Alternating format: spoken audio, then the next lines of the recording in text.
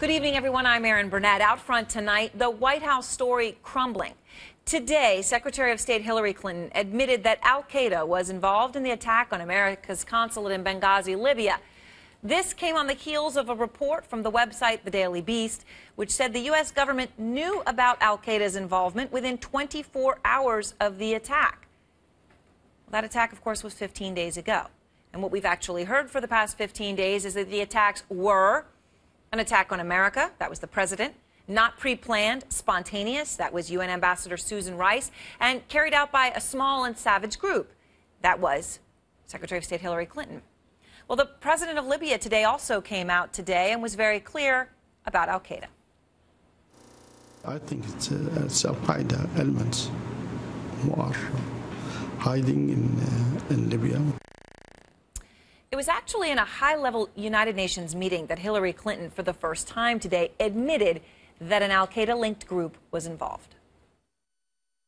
For some time, Al-Qaeda in the Islamic Maghreb and other groups have launched attacks and kidnappings from northern Mali into neighboring countries. And they are working with other violent extremists to undermine the democratic transitions underway in North Africa, as we tragically saw in Benghazi. Now, the New York Times reported that other senior U.S. officials were surprised by Secretary Clinton's admission, her linking of those Al-Qaeda-linked groups to the crisis in Benghazi. Perhaps because what she said late last week leads to a very different conclusion. On Thursday, Secretary Clinton said that she had, and I quote her, absolutely no information or reason to believe there is any basis to suggest that the U.S. ambassador was on an Al-Qaeda hit list. Also, perhaps because the president himself has not said terrorists were involved in the attacks.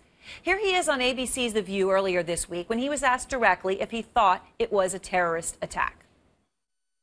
There's no doubt that the kind of weapons that were used, the ongoing assault, that it wasn't just a mob action. He left it to his press secretary, Jay Carney, to use the T word. Carney, under pressure from reporters, clarified, saying today it was a terrorist attack. It is the president's view that it was a terrorist attack.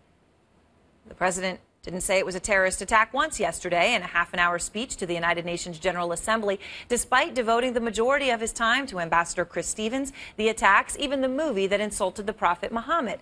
So why is the administration hesitant to use the word terror? Well, a key foreign policy victory of this administration, of course, was the killing of Al-Qaeda leader Osama bin Laden.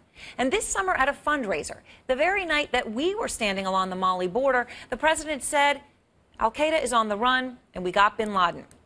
Well, as we said that July night, the part about Al-Qaeda on the run didn't look that way to us.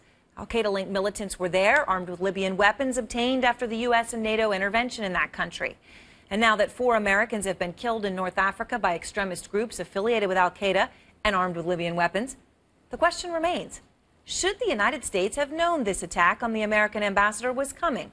And did the administration lie about intelligence that Al-Qaeda-linked groups were responsible for his death for the past 2 weeks?